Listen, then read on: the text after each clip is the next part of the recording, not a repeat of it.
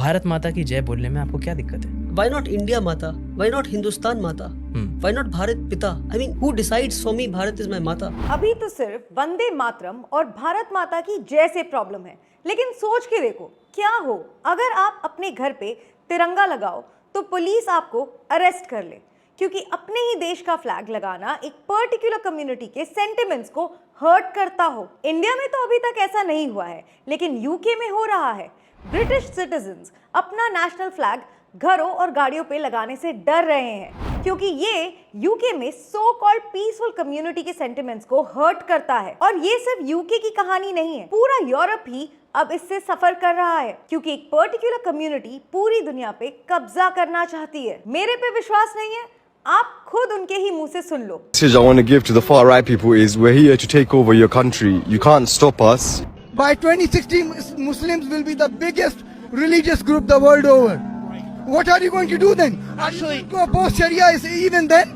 We have families, we are making babies. You are not. खैर, ये तो अब सफर कर रहे हैं, पर बेचारा इंडिया, हमारी हजारों साल पुरानी सिविलाइजेशन पिछले 1000 साल से इस दर्द को सहन कर रही है। अमेरिकन हिस्टोरियन विल डुरांट और इंडियन हिस्टोरियन के.एस. लाल के अकॉर्डिंग पिछले 1000 साल में 200 मिलियन से ज्यादा हिंदूज को मारा गया है। तब तो हमने सर्वाइव कर लिया, लेकिन अब मुश्किल है, और जिस हिसाब से चल रहा है अगली सेंचुरी तक शायद हिंदू सर्वाइव ही ना कर पाए। और ये बात मैं हवा में नहीं कर रही, डेटा और क्लियर पैटर्न्स के साथ बताऊंगी कि कैसे इस समय हमारी हिंदू सिविलाइजेशन सबसे बड़े चैलेंज को फेस कर रही है।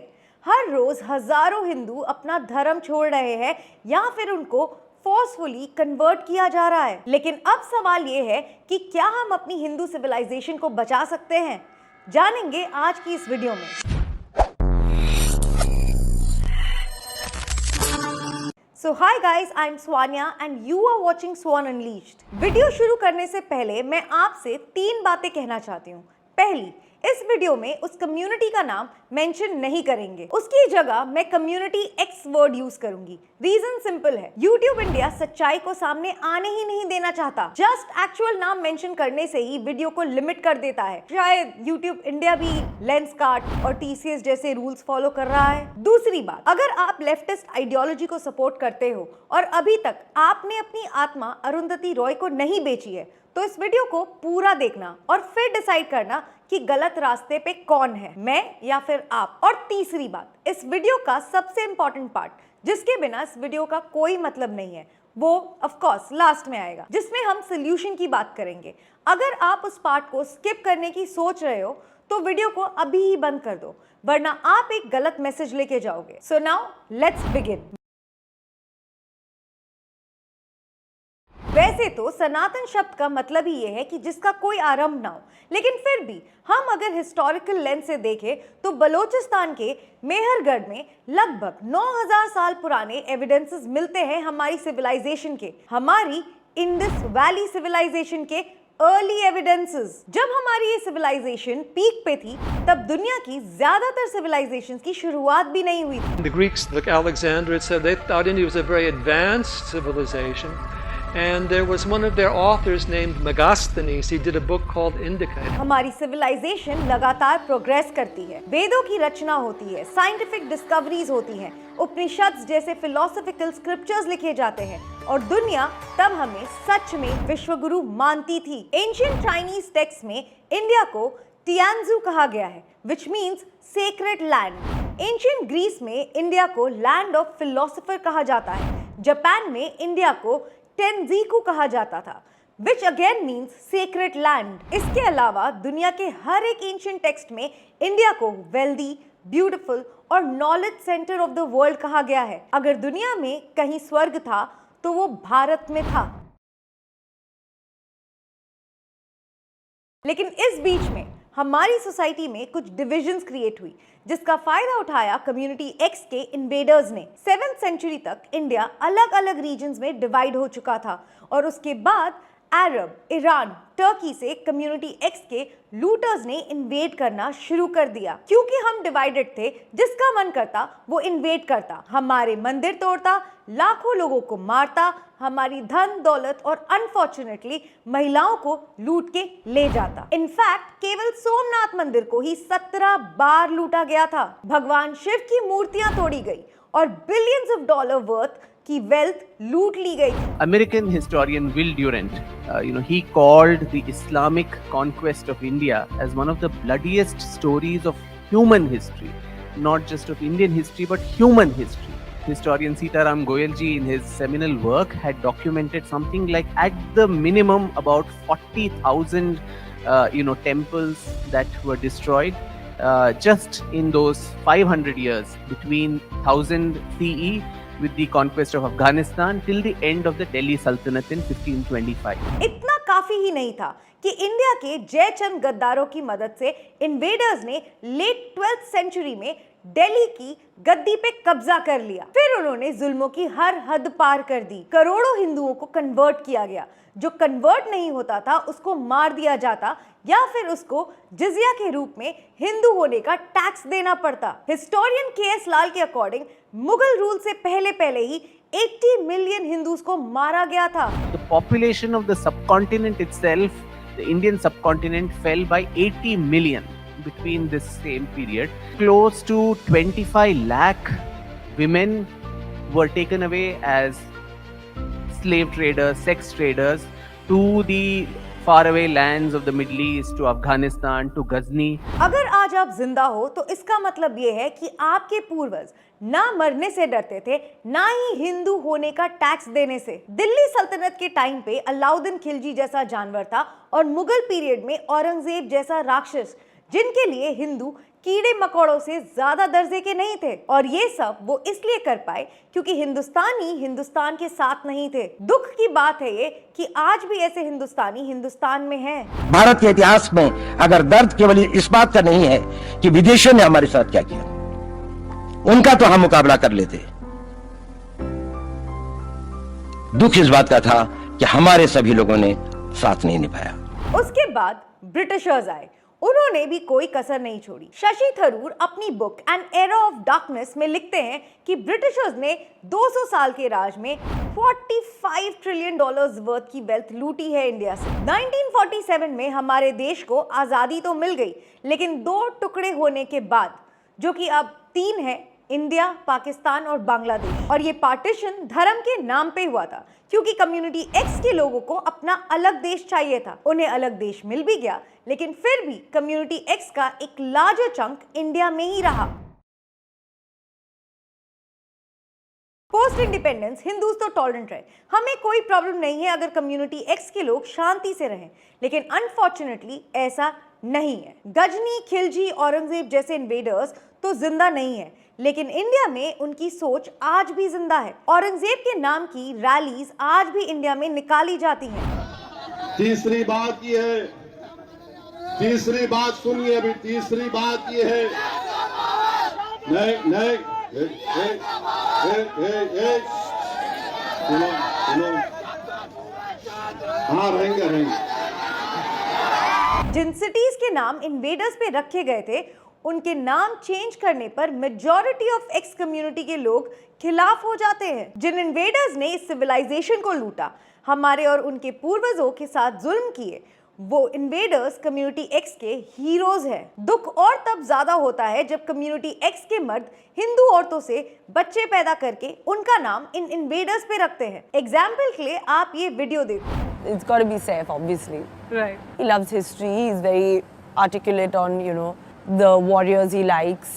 He reads about them, and I think he was a fan of the Mongol Taimur. Kareena Kapoor कितनी प्राउडली बता रही है कि सैफ ने अपने बच्चे का नाम एक ग्रेट वॉरियर तैमूर पे रखा है। तैमूर द ग्रेट वॉरियर लफंगा लुटेरा था, वो जिसने 1398 में दिल्ली को लूटा था। रास्ते में आते हुए किसी हिंदू को नहीं छोड़ा था। कई महीनों तक दिल्ली में हिंदुओं की लाशें सड़ रही थी। 4 से 5 लाख हिंदू मारे थे तैमूर की सेना ने। मंदिर लूटे और पूरा दिल्ली खूनम खून करके चला गया। और करीना कपूर की कोख से जन्मे बच्चे का नाम सैफ ने तैमूर रखा। ये ऐसा ही है जैसे कोई इजरायली यहूदी अपने बच्चे का नाम हिटलर रख दे। वीडियो पॉज करो और सोचो किस लेवल की नीचता है ये। अगर आप एक लेफ्टिस्ट हो तो आप नहीं मानोगे, लेकिन सच्चाई जो है वो ये है कि कम्युनिटी एक्स का मेन मोटिव हिंदू सिविलाइजेशन को खत्म करना है। चलो इनके मुंह से ही सुन लो। ये क्या है हिंदू? ये कीड़े मकोड़े की तरह मसल जाएंगे जिस दिन। ऐसे नहीं बोलना, ऐसे ही ऐसे नहीं बोलो, ऐसे नहीं बोलना, ऐसे ही बोलेंगे। किस आयान कुरैशी नाम है भाई, रफीकाबाद में। ऐसे क्यों बोल रहे हो? क्यों बताओ, कैसे ना बोले? आप करने को कुछ भी कर लो, सिर्फ इंडिया तक ही सीमित हो आप, उससे आगे आप नहीं हो।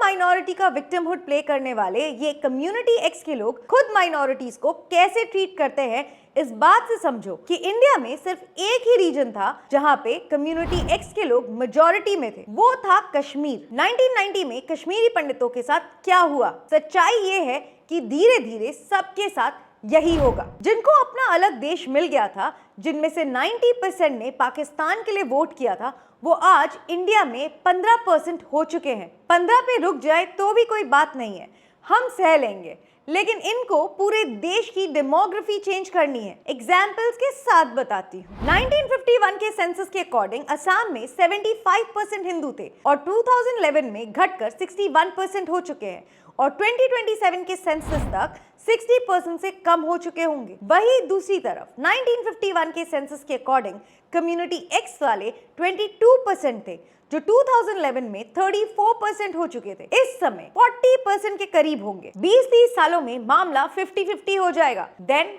Game over.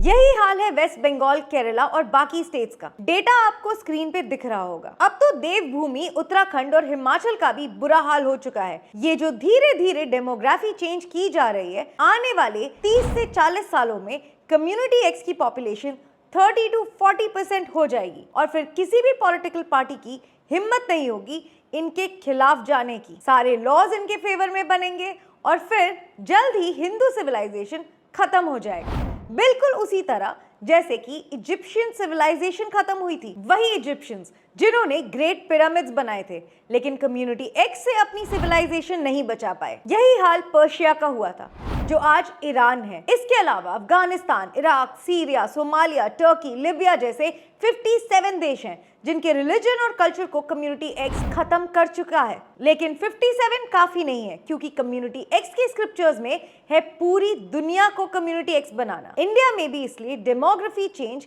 की जा रही है। अरे नबी कहते हैं काफिर मुशरिक कभी मुसलमान का दोस्त नहीं होता। लेकिन अंकल कह रहे अमन होना चाहिए। कैसे अमन होना चाहिए? हक ये है कि मुसलमान के ऊपर कोई जो है ना एक उंगली उठाए, मुसलमान जो है ना उसको पूरा उसका हाथ ही काट दे, उसका सर इधर से अलग कर देगी। हमारे नबी का भी पर ये तो पता है कि ये डेमोग्राफी क्यों चेंज कर रहे हैं, लेकिन सवाल ये है कि कैसे कर पा रहे हैं। पहला रीजन तो ये है कि इनका टोटल फर्टिलिटी रेट बहुत ज्यादा है, यानी कि ये बच्चे बहुत पैदा करते हैं। You can see the data on screen. दूसरा रीजन है वो हिंदू जो धर्म छोड़कर कन्वर्ट हो जाते हैं। ज्यादातर कम्युनिटी एक्स के लोग हर रोज इस कोशिश में होते हैं कि कैसे किसी भी हिंदू को कन्वर्ट किया जाए, और इसका रिजल्ट भी दिखता है। हर रोज इंडिया में हजारों हिंदू कन्वर्ट हो रहे हैं। स्पेशली टारगेट किया जाता है हिंदू लड़कियों को, जिनको प्रेम जाल में फंसाकर शादी कर ली जाती है और उसके बाद कन्वर्जन। इनफैक्ट कन्वर्जन में सिर्फ कम्युनिटी एक्स ही नहीं, क्रिश्चियन मिशनरीज भी कोई कसर नहीं छोड़ रहे। पर सवाल ये है कि हिंदुइज्म, जो कि दुनिया भर के साइंटिस्ट और फिलोसोफर्स ने बेस्ट रिलीजन माना है, उन हिंदूज को कन्वर्ट करना इतना आसान क्यों है? Bhagavad Gita, a central scripture and text that comes from India, literally means song of God, and the principles that are conveyed throughout the Bhagavad Gita are applicable to all of us. शायद इसलिए क्योंकि Hindus अपने धर्म ग्रंथों को कभी पढ़ते ही नहीं है। मैं दावे के साथ कह सकती हूँ कि आप में से ज्यादातर लोगों ने श्रीमद् भगवद गीता भी अच्छे से नहीं पढ़ी होगी। जब पढ़ोगे नहीं तो अपने धर्म को जानोगे कैसे, और अगर जानोगे नहीं तो बचाओगे कैसे? इसलिए मैं आपको रेकमेंड करूंगी Bhagavad Gita as it is, Yatharth Bhagavad Gita, जिसकी कीमत आपके 1 महीने के रिचार्ज से भी कम है। मोबाइल में पढ़ने से और फिजिकल कॉपी पढ़ने में बहुत फर्क होता है, इसलिए अपने लिए या फिर अपने फ्रेंड्स और फैमिली मेंबर्स के लिए एक भगवद गीता जरूर परचेज करें। हो सकता है उससे फ्यूचर में कुछ लोग कन्वर्ट होने से बच जाए। लिंक डिस्क्रिप्शन और पिन कमेंट में है, एक बार चेक कर लो और जरूर ले लेना। आई एम श्योर अब आपको चिंता हो रही होगी कि सोल्यूशन क्या है।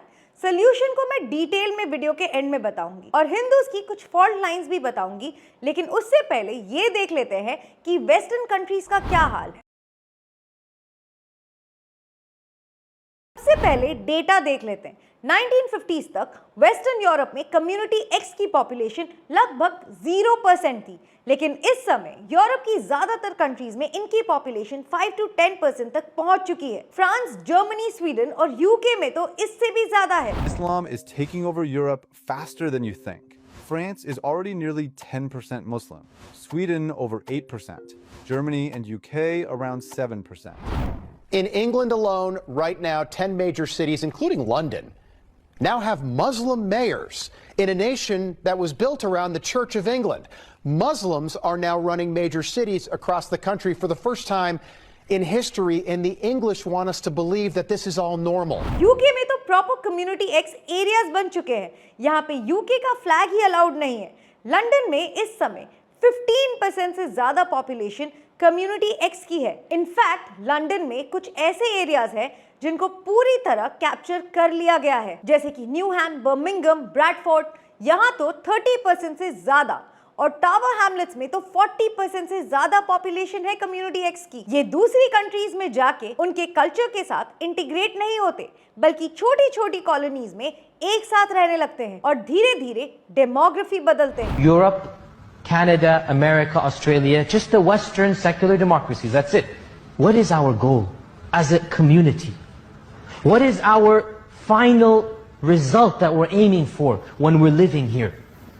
Establish a khilafah where we live?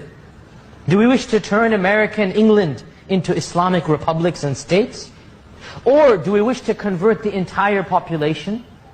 Our goal living amongst all of you is to wipe away your religion. UK की तरह बाकी कंट्रीज में भी यही स्ट्रैटेजी है। देखो, मल्टीकल्चरलिज्म अच्छी बात है, अलग अलग कल्चर के लोग होने चाहिए, लेकिन वो लोग नहीं जो आपसे नफरत करते हो, पैरासाइट की तरह आपके कल्चर को खत्म करना चाहते हो। और ये बात ये खुद ओपनली बोलते हैं। जापान अब बन जाएगा जापान खान।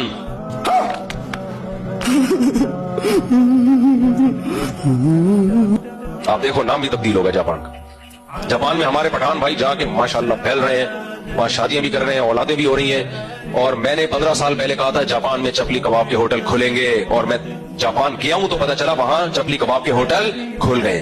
सिर्फ भारत ही नहीं, पूरी दुनिया के लिए ये एक बहुत बड़ा चैलेंज है। एक बार मान लेते हैं कि अगर इन्होंने पूरी दुनिया को कैप्चर कर लिया तो क्या होगा? वही रूल आएगा जो अभी अफगानिस्तान में है। लड़कियों के लिए एजुकेशन बैन हो जाएगी, एक आंख के अलावा पूरा शरीर ढकना पड़ेगा, डॉक्टर से इलाज करवाना बैन हो जाएगा, साइंस की बड़ी सारी किताबें बैन हो जाएंगी, इंटरेस्ट वाले बैंक्स बैन हो जाएंगे, पब्लिक में म्यूजिक बैन हो जाएगा, 7th सेंचुरी के लॉज आ जाएंगे, दुनिया सीधा 7th सेंचुरी में पहुंच जाएगी। शायद इन लोगों की यही प्रॉब्लम है, वो 21st सेंचुरी में भी 7th सेंचुरी वाला माहौल चाहते हैं। आज अफगानिस्तान में यही हाल है। विमेन के लिए अफगानिस्तान एक ओपन प्रिजन बन चुका है। वैसे मैं तो कहती हूँ सूडो फेमिनिस्ट को 2 दिन के लिए अफगानिस्तान जाके देख ही लेना चाहिए, क्योंकि जिस आइडियोलॉजी की वो सपोर्टर्स हैं वो इनका यही हाल करेंगी फ्यूचर में। ये जो एथीस्ट, लेफ्टिस्ट है, वो भी तब तक ही हैं जब तक हिंदू हैं, क्योंकि अगर ये अफगानिस्तान में होते तो आज शायद होते ही नहीं। एंड अब बात कर लेते हैं हिंदुओं के फॉल्ट लाइंस और सोल्यूशन की। This is the most important part. देखो, हिंदुओं में 3 मेजर फॉल्ट लाइंस हैं जिनका यूज करके लेफ्टिस्ट और कम्युनिटी एक्स के लोग हिंदू सिविलाइजेशंस को खत्म करना चाहते हैं, और वो है कास्टिज्म, रीजनलिज्म एंड सुपरस्टिशन। सबसे पहले कास्टिज्म को देख लेते हैं। भगवद गीता चैप्टर 4 वर्स 13, भगवान कृष्ण कहते हैं कि 4 वर्ण जो उस समय की सोसाइटी में थे वो गुणों और कर्मों के हिसाब से थे, ना कि जन्म के आधार पे। ब्रिटिशर्स ने जब तक कास्टिज्म को रिजिड नहीं किया था तब तक कास्ट मोबिलाइजेशन होती रहती थी, जिसको संस्कृतिकरण कहते थे। हिंदू धर्म जो पूरे ब्रह्मांड को ईश्वर का हिस्सा मानता है, उसको मानने वाले आज भी कुछ लोग जातिवाद करते हैं। इस चीज को मिसयूज करते हैं लेफ्टिस्ट और कम्युनिटी एक्स के लोग। आपने इंटरनेट पे जितने भी लेफ्टिस्ट और एथीस्ट देखे होंगे वो सारे हिंदू धर्म को कास्टिज्म पे डाउनग्रेड करते हैं। JNU, BHU, JMI और दिल्ली यूनिवर्सिटी में तो सो कॉल्ड अपर कास्ट वालों को इसी बात पे जलील किया जाता है। जब इंडिया में किसी जगह कास्टिज्म होता है उसकी न्यूज बनती है। वो लेफ्टिस्ट के लिए एक फ्यूल होता है हिंदू धर्म की धज्जियां उड़ाने का। यूनिवर्सिटीज पे इस पे डिबेट्स होती हैं, आर्टिकल्स लिखे जाते हैं और सो कॉल्ड अपर कास्ट वाले लोगों को जलील किया जाता है। फिर यही लोग हिंदू धर्म से नफरत करने वाले लेफ्टिस्ट बनकर यूनिवर्सिटी से बाहर आते हैं। वेस्टर्न कंट्रीज में भी व्हाइट लोगों के साथ ऐसा किया जाता है। वैसे भी वो वर्ण सिस्टम जो गुणों और कर्मों के आधार पे था वो आज की सोसाइटी में रेलेवेंट नहीं है। आज ये सिर्फ हिंदुओं को बांटने का काम कर रहा है। राहुल गांधी जैसे नेता SC, ST, OBC वोट्स को हिंदुओं से अलग करके पावर में आने की कोशिश कर रहे हैं। अपार्ट फ्रॉम दैट, जब किसी के साथ जातिवाद होता है तो कम्युनिटी X और क्रिश्चियन मिशनरीज उसको कन्वर्ट कर लेते हैं और ये बहुत ज्यादा हो रहा है छत्तीसगढ़, झारखंड की ट्राइबल कम्युनिटीज में। अगर यही चलता रहा तो हिंदुओं की पॉपुलेशन 10% से भी कम हो जाएगी। Now let's talk about regionalism. अब देश में हिंदू कहाँ है? तमिल, बंगाली, गुजराती, पंजाबी, बिहारी है। महाराष्ट्र में रहना है तो मराठी बोलो। गाना बोलना मराठी, गाना बोलना मराठी। महाराष्ट्रात कसं राहते? महाराष्ट्रात कसं राहते? महाराष्ट्रात कसं राहते तू? मेरी मर्जी से रहती हूं। तमिलनाडु में तमिल ही चलेगी। ये सिर्फ हिंदू करते हैं, कम्युनिटी X के लोग नहीं करते। वो तो हजारों किलोमीटर दूर पैलेस्टीन के लिए रोते हैं और हिंदू अपने ही देश में यूनाइट नहीं होते। एंशिएंट टाइम्स में इंडिया इसलिए भी प्रॉस्पेरस था क्योंकि नॉर्थ साउथ डिवाइड नहीं था। नॉर्थ से लेकर साउथ तक तीर्थ स्थलों पे लोग जाते थे। संस्कृत कॉमन लैंग्वेज हुआ करती थी। हिंदू धर्म एक रस्सी की तरह पूरे देश को जोड़ता था। लेकिन अब कहां? हिंदू रीजन्स और लैंग्वेज के बेसिस पे लड़ते हैं और लेफ्टिस्ट पॉलिटिकल पार्टीज इसका जमकर फायदा उठाती है। क्या पहलगाम में टेररिस्ट ने पूछा था कि क्या तुम जम्मू के डोगरे हो या फिर केरला के मलयाली, ब्राह्मण हो या दलित हो? उनके लिए तुम सिर्फ हिंदू थे। अब बात कर लेते हैं सुपरस्टिशंस की। बाकी रिलीजन्स की तरह हिंदुओं में भी सुपरस्टिशंस हैं, क्योंकि हिंदूज अपने ग्रंथ पढ़ने के बजाय सुनी सुनाई बातों में मन लगाते हैं, जिस वजह से बिलीफ स्ट्रांग नहीं हो पाता और बाद में या तो कन्वर्ट होते हैं या एथीस्ट बन जाते हैं। इसके अलावा हिंदुओं में एक और कमी ये है कि हर किसी को भगवान बना लेते हैं। माना कि हमारा धर्म बहुत लिबरल है और बाकी धर्मों की तरह हमें स्लेव बना के नहीं रखता, लेकिन इसका मतलब ये नहीं है कि तुम बाबाओं को भगवान मानने लग जाओ। साधु संतों, गुरुओं और बाबाओं को भगवान से अलग रखो।